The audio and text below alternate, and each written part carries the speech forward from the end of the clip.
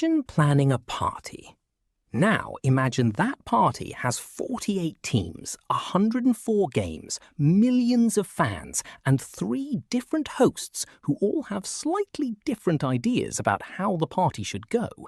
That's the 2026 FIFA World Cup, and somehow it's actually happening. The United States, Canada, and Mexico are co-hosting the biggest sporting event on the planet. Across 3 countries, 16 cities, and thousands of miles of geography, one tournament has to run like a single, seamless machine. This sounds simple. It isn't.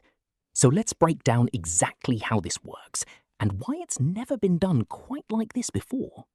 The World Cup has been hosted by 2 countries before. Japan and South Korea did it in 2002. But 3 countries? That's new.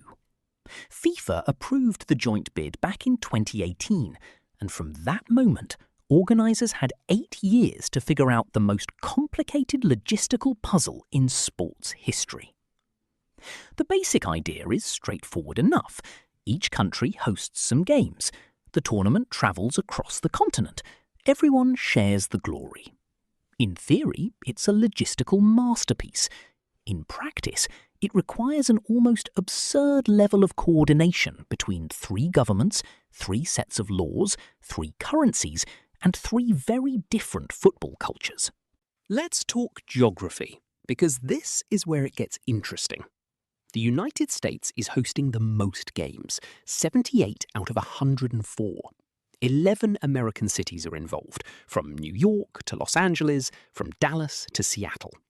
Canada gets 2 cities, Toronto and Vancouver. Mexico gets 3, Mexico City, Guadalajara and Monterrey. The final is in MetLife Stadium in New Jersey, just outside New York City.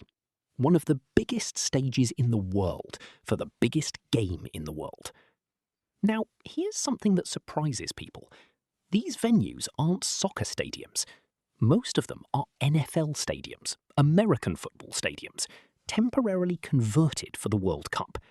MetLife Stadium, AT&T Stadium in Dallas, SoFi Stadium in Los Angeles.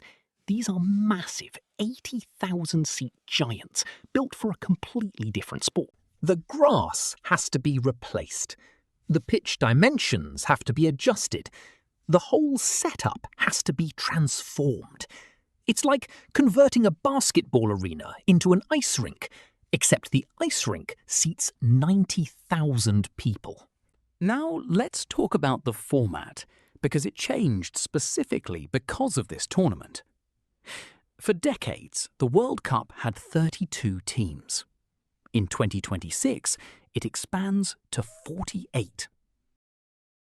That's 16 more nations, which means more games, more groups, and a longer tournament. The group stage alone goes from 48 games to 72. FIFA didn't just grow the World Cup, they inflated it. And that decision is directly connected to the 3-country format. You need more venues to handle more games. More venues means you need more cities. More cities means you probably need more than one country. Here's where it gets interesting. With 48 teams split into 12 groups of 4, the math gets tricky. FIFA eventually settled on 12 groups of 4, with the top 2 from each group advancing, plus the 8 best third-place finishers. It's not as clean as the old format, but it works, more or less. So how do 3 countries actually run one tournament? There's a joint committee, a single organising body that sits above all 3 national federations. Think of it as the referee between the referees. They handle everything from ticketing to broadcasting, from scheduling to branding. Each country has its own local organising committee underneath that umbrella, managing the day-to-day stuff on the ground. But the big decisions? Those go through the joint body. This sounds simple. It isn't. Visa policy alone is a nightmare. Fans need to cross international borders to follow their team. A Mexican fan in the group stage might need to travel to Toronto. An Argentine fan might need to go from Dallas to Vancouver. 3 countries means 3 different visa processes. Organisers created a special tournament credential system, basically a fan passport, that's supposed to smooth the border crossings. Whether it actually works smoothly at scale is a question we'll all find out the answer to in real time. Let's talk money, because this is FIFA, so obviously, let's talk money. The 2026 World Cup is projected to generate somewhere around $11 billion. That's not a typo. $11 billion from one tournament. Ticket sales, broadcast rights, sponsorships, merchandise, it adds up fast.